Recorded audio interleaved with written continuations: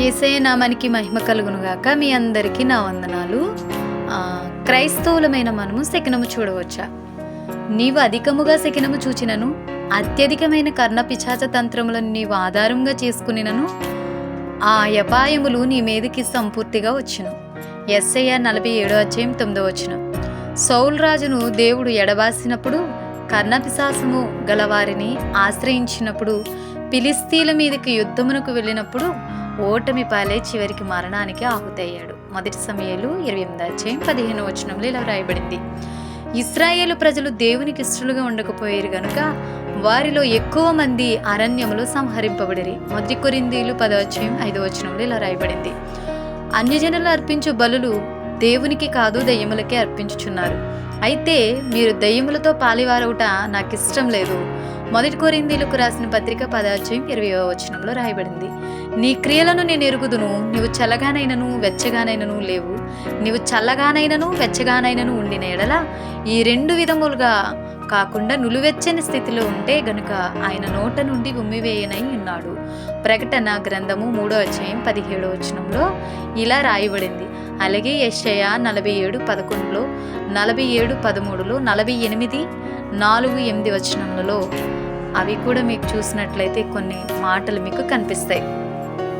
దేవుణ్ణి మరచువారులారా, ఒకసారి దీన్ని యోచించుకోండి. లేని ఎడల నేను చీల్చివేయుదును, తప్పించువాడెవడును ఉండడు అని కీర్తనలు 50:2 రాయబడింది. ఇంకా ఆయన నోటి నుండి ఉమ్మివేసే పరిస్థితులను తెచ్చుకుని సౌలు రాజు కడకి మరణాన్ని తెచ్చుకున్నాడు. ఇశ్రాయేలీయులు సంహరింపబడ్డారు. ఈ రోజుల్లో మనం కూడా ఈ విధంగా ఉంటే అదే పరిస్థితిని కొని తెచ్చుకున్న వారం అవుతాం. ఫర్ ఎగ్జాంపుల్గా నా తల్లి కూడా అదే విధంగా ఉండేది. అంటే పేరుకు క్రైస్తవురాలే, కానీ ఆమె చేసే ప్రతిదీ కూడా ఎలా అంటే అన్య ఆచారం లేకపోతే మంత్రాజ్ఞులు వారిని సంప్రదించే వ్యక్తిగా ఉండేది.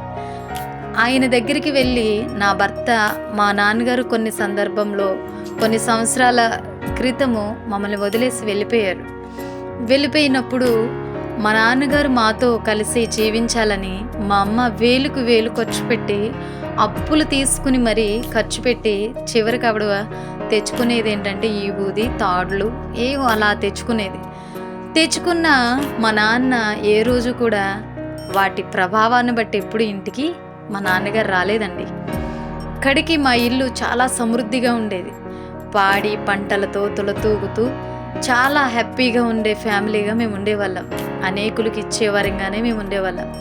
ఇలా ఉంటున్నప్పుడు నా తల్లి చేసిన ఆ 2 పడవల మీద అడుగేసినప్పుడు దేవుని యొక్క ఉగ్రతను నా కుటుంబం చూసిందండి. చూసినప్పుడు మేము విచ్ఛిన్నమైపోయాం. అంటే తల్లికి బిడ్డ లేదు, బిడ్డలకు తల్లి లేదన్నట్టుగా అయిపోయాం. అలా అయిపోయిన సందర్భాల్లో మా జీవితాలకి కొన్నిసార్లు ఆకలితో పస్తుండే సందర్భాలు కూడా మేము అనుభవించామండి. అలాంటప్పుడే మా అక్క మా కోసం కన్నీటి ప్రార్థనతో, ఉపవాసాలతో తన కార్చిన కన్నీరు మమ్మల్ని మరలా ఒక కుటుంబంగా మార్చిందండి. నిజంగా అన్నీ చేసిన నా తల్లి ప్రయాస వ్యర్థమైపోయింది, కానీ నా అక్క కార్చిన కన్నీరు నన్ను ఒక ఆత్మీయురాలిగా సంపాదించుకోగలిగింది. అలాగే నా కుటుంబం బ్లెస్ అవ్వడానికి కారణం కూడా నా అక్క ప్రార్థనేనండి. దానికి ప్రభువే సాక్షి. నిజంగా ఈరోజు మేమంతా హ్యాపీగా ఉండగలుగుతున్నాం. అందుకే ఫర్ ఎగ్జాంపుల్గా మా కుటుంబాన్ని చెప్పాను. నిజంగా 2 పడవల మీద అడుగు వేస్తే, లేకపోతే క్రైస్తవులుగా బ్రతుకుతూ శకునాల వైపు చూస్తే నష్టపోయేది మనమే. దేవుని ఉగ్రత పాలైపోయేది మనమే. ఆశీర్వాదాలు కోల్పోతాం, దీవెనలు కోల్పోతాం. కడకి మన స్థితి ఏమైపోతుంది అంటే ఎందుకు పనికిరానట్టుగా మారిపోతుంది.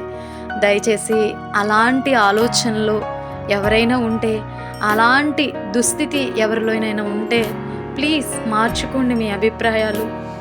మీ శకునాలు చూసే తత్వం నుంచి బయటికి రండి. దేవుడు ఈ సృష్టిని చేసినప్పుడు, మనల్ని నిర్మించినప్పుడు ఎన్నో అవసరతల అక్కర్లు తీర్చిన దేవుడు ఆ సమస్యల నుంచి మనల్ని విడిపించడంటారా? జీవ మరణములు యెహోవా వశములో ఉన్నవి. సో మరణము తప్పించుట యెహోవా వశము. సో జీవ మరణములు మన నాలుకలోనే ఉన్నాయి. మనం ఏది అడిగితే అది పొందుకుంటాం ఖచ్చితంగా. దేన్నైనా మనం భారం కలిగి ప్రార్థిస్తే ప్రభు జవాబు ఇవ్వక మానడండి. విననేరక ఉండినట్లు ఆయన చెవులు మందము కాలేదు.